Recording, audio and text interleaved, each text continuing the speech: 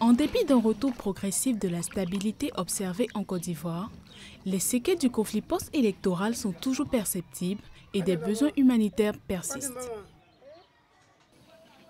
La région du Moyen-Cavally reste la partie du territoire la plus affectée, mais beaucoup d'autres régions du sud et de l'ouest continuent de souffrir des conséquences de la crise post-électorale, vu l'ampleur des besoins humanitaires à satisfaire.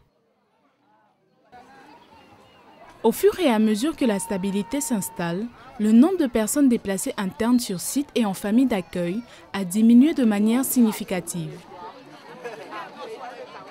Au plus fort de la crise qui a suivi les élections présidentielles de 2010, plus de 700 000 personnes se sont déplacées à l'intérieur et à l'extérieur du pays. À partir de juin 2010, du fait de la stabilisation et de l'amélioration de la situation, ces personnes ont commencé à rentrer dans leur village. Ces retours, d'abord timides, se sont accélérés vers la fin 2011 et se poursuivent actuellement.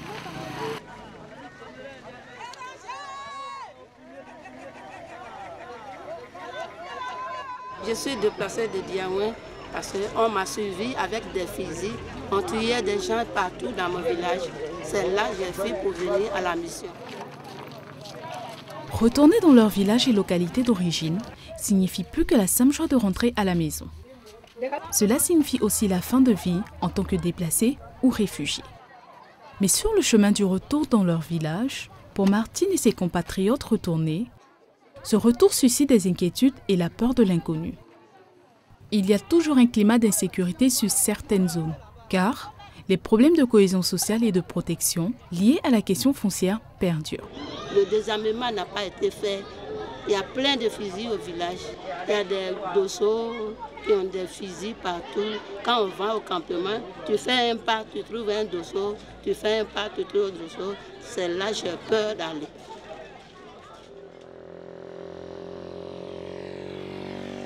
À Tout-le-Pleu et dans d'autres villages du Moyen-Cavally, les séquelles du conflit sont encore perceptibles.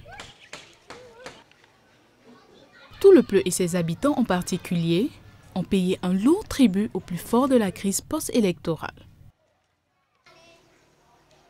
Dans les villages les plus affectés par la crise, notamment à l'ouest, les besoins humanitaires sont toujours énormes, que ce soit en eau, éducation, protection, sécurité alimentaire, nutrition et la santé. Par exemple, le secteur de la santé en Côte d'Ivoire est en ruine après des mois de conflit. À Tout-le-Pleu, l'hôpital général est en train d'être réhabilité suite au pillage pendant la crise post-électorale. Les consultations, toutefois, se font timidement. L'infrastructure médicale pillée ou endommagée pendant la crise n'est pas encore remise en état. Environ 109 structures de santé auraient besoin d'être réhabilitées. Même si la réhabilitation de ces structures sanitaires s'achève, les postes du personnel médical restent encore à pourvoir et l'approvisionnement en quantité suffisante de médicaments doit faire l'objet d'une attention particulière. À Blodi, un village situé à 7 km de Djuekwe, dans le Moyen-Cavally, ces nouveaux arrivants doivent affronter des défis importants pour une réinstallation réussie. Les moyens limités des retournés ont donné naissance à une certaine solidarité entre eux. Ils ont promis de s'entraider au cours des mois à venir. En 2011, l'ensemble des acteurs humanitaires ont œuvré pour apporter une réponse d'urgence aux populations dans le besoin et sauver des vies. Mais à cause du manque de moyens financiers, cette réponse est bien peu par rapport à l'étendue des besoins.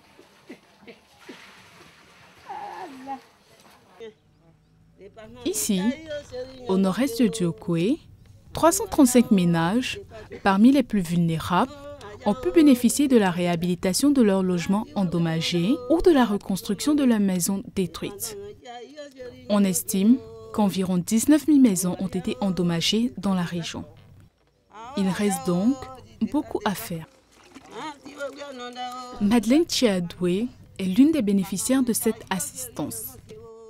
Mère de 6 enfants, Madeleine était déplacée sur le site de la mission catholique de Dieukwé.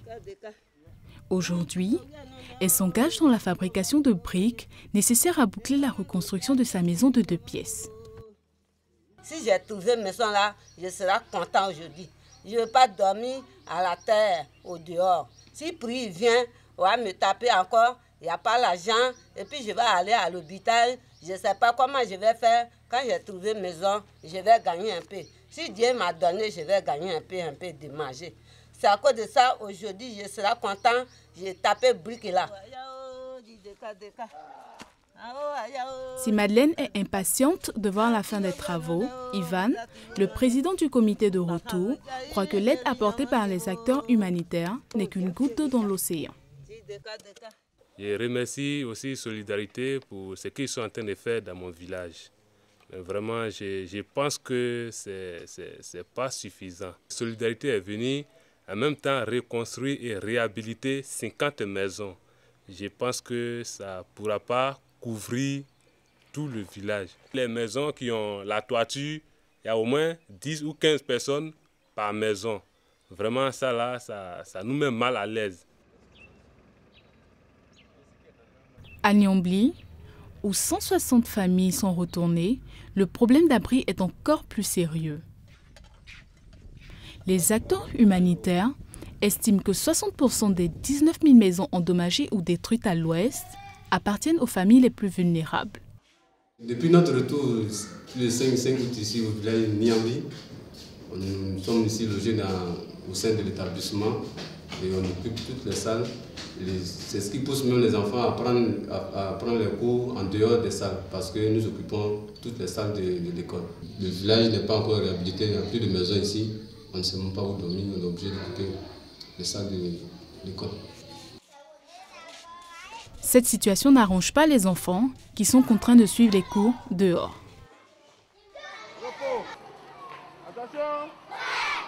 Dans certaines villes du pays, le manque chronique d'enseignants est récurrent, et plus particulièrement à l'ouest où plusieurs écoles n'ont pas encore repris les cours.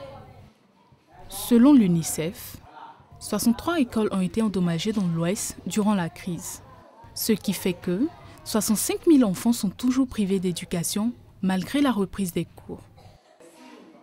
La crise a appauvri les ménages qui ont aujourd'hui des difficultés à trouver les moyens financiers de scolariser leurs enfants.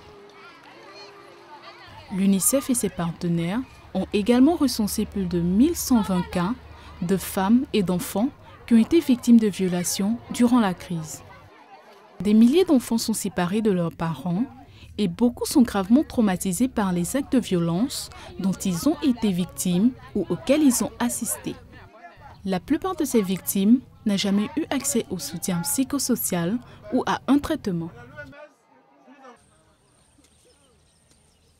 Selon les évaluations menées dans la région Moyen-Cavali, la nourriture est l'un des premiers besoins exprimés par les déplacés, les retournés et les communautés hautes vulnérables. Aujourd'hui, nous sommes retournés. Nous n'avons pas à manger, puisque pour celui qui est retourné, on a passé près de 10 à 11 mois en ville. Nous sommes revenus. Nous avons le premier problème, c'est le problème de manger. Nous ne trouvons pas à manger. Tout ce que nous avons laissé ici comme manger, les gens se sont emparés de ça. À l'ouest, les retournés qui ont complètement raté la campagne agricole 2011 seront encore dépendants de l'aide alimentaire et agricole, au moins jusqu'à la fin septembre 2012. 68 000 ménages auront besoin d'appui pour augmenter leur capacité de production agricole. Dans les villages frontaliers avec le Libéria, seulement un ménage sur 3 a pu planter des cultures vivrières en 2011. Bon, les personnes elles-mêmes le disent. Elles veulent qu'on réhabilite les maisons. Elles veulent qu'il y ait des semences pour qu'elles puissent planter. Elles veulent la provision pour 2-3 mois pour pouvoir vivre décemment. Elles veulent des matelas, elles veulent des lits, elles veulent tout ce qui est vraiment utile à un homme pour vivre. Elles ont tout perdu. Elles ont tout perdu et elles veulent tout ça. Et on ne peut pas aussi faire face à un seul jour. Merci pour le travail en tout cas. Dans le souci de réussir le retour des personnes déplacées vers leur milieu d'origine, une équipe de mise en œuvre composée d'acteurs humanitaires, gouvernementaux et non gouvernementaux a été mise en place. Donc chaque chef de famille doit veiller à ce que ses enfants soient avec lui. Pour l'année 2012, la communauté humanitaire lance un appel de fonds, dit CAP, pour la Côte d'Ivoire. 173 millions de dollars américains sont nécessaires pour répondre aux besoins les plus urgents. En 2011, seulement 36% des fonds demandés, soit 103 millions de dollars, ont été reçus. En dépit de difficultés liées au sous-financement, la communauté humanitaire continue de soutenir le gouvernement dans ses efforts de stabilisation et cohésion sociale. Cependant, la reconstruction et le développement de la Côte d'Ivoire, à travers le plan de développement initié par le gouvernement, prendra du temps et des ressources colossales. D'ici là, les besoins humanitaires urgents de la population doivent être comblés et sans ressources adéquates, les gens continueront de souffrir des conséquences de la crise post-électorale. Des milliers de personnes restent toujours privées d'eau, de nourriture et de soins de santé.